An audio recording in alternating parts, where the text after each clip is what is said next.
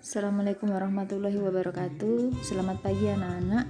Pada kesempatan kali ini kita akan belajar tentang materi sistem gerak pada manusia.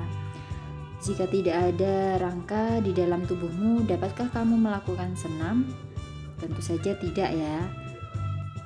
Jangankan untuk melakukan senam, kalau tidak ada rangka di dalam tubuh kita, berdiri saja atau duduk kita juga tidak akan bisa. Nah, yang pertama kita akan mempelajari tentang fungsi rangka bagi tubuh, yaitu 1. Memberi bentuk tubuh. Jadi tubuh kamu itu bisa berbentuk karena ada rangka. Yang kedua, untuk menyokong tubuh, jadi supaya tubuh kita itu bisa berdiri dengan tegak ataupun bisa duduk dengan tegak. Yang ketiga, untuk melindungi organ-organ dalam, misalnya hati, jantung, paru-paru, dan juga otak. Yang keempat, tempat melekatnya otot.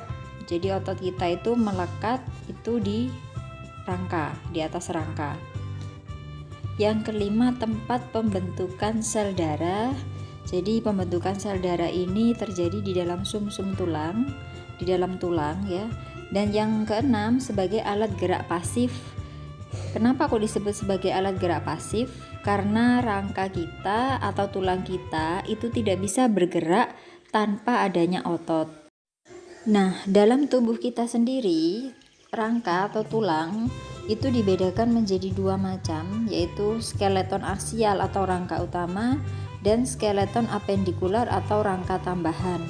Untuk rangka utama itu terdiri atas tulang tengkorak, tulang dada, tulang rusuk, dan tulang belakang.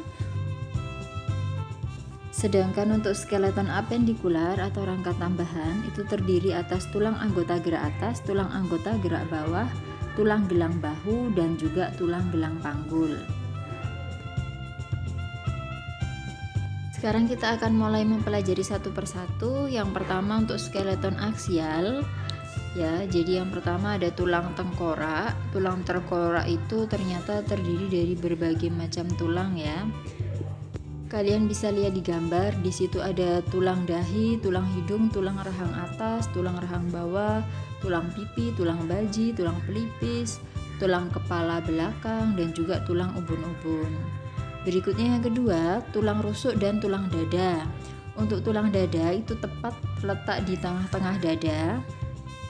Tulang dada ini terdiri dari 3 bagian, yaitu tulang hulu, tulang badan, dan tulang pedang-pedangan atau tulang taju pedang.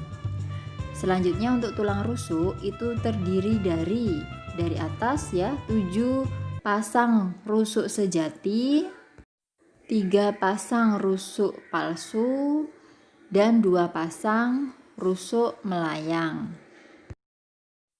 Berikutnya yang ketiga adalah tulang belakang. Jadi untuk tulang belakang itu terdiri atas 7 ruas tulang leher, 12 ruas tulang punggung, 5 ruas tulang pinggang, 5 ruas tulang kelangkang, dan 4 ruas tulang ekor. Kalian bisa mengamati gambarnya. Selanjutnya kita akan belajar tentang skeleton apendikular atau rangka tambahan ya. Yang pertama untuk tulang anggota gerak atas atau tangan. Itu terdiri atas tulang lengan atas, tulang hasta, tulang pengumpil, tulang pergelangan tangan, dan tulang jari-jari tangan. Untuk yang kedua yaitu tulang anggota gerak bawah yang terdiri atas tulang paha, tulang tempurung lutut, tulang betis, tulang kering, tulang pergelangan kaki, tulang telapak kaki, dan tulang jari-jari kaki. Selanjutnya yang ketiga yaitu tulang gelang bahu yang terdiri atas 2 tulang, yaitu tulang selangka dan juga tulang belikat. Dan yang terakhir adalah tulang gelang panggul. Tulang gelang panggul terdiri atas 2 buah tulang usus, 2 buah tulang duduk, dan 1 buah tulang kemaluan. Selanjutnya kita akan belajar tentang bentuk tulang. Jadi tulang itu ada 4 macam bentuk. Yang pertama tulang pipa, yang kedua tulang pipi, yang ketiga tulang pendek, dan yang keempat tulang tidak beraturan. Gambar tulang pipa bisa kalian lihat di gambar ya. Itu ada tulang pipa bentuknya panjang ya, seperti pipa. Tulang pipa itu terdapat di tulang lengan atas, tulang hasta, tulang paha, tulang betis, dan juga yang lainnya. Berikutnya adalah tulang tidak beraturan. Tulang tidak beraturan berarti bentuknya tidak beratur atau tidak teratur. Itu terdapat di ruas-ruas tulang belakang dan juga tulang wajah.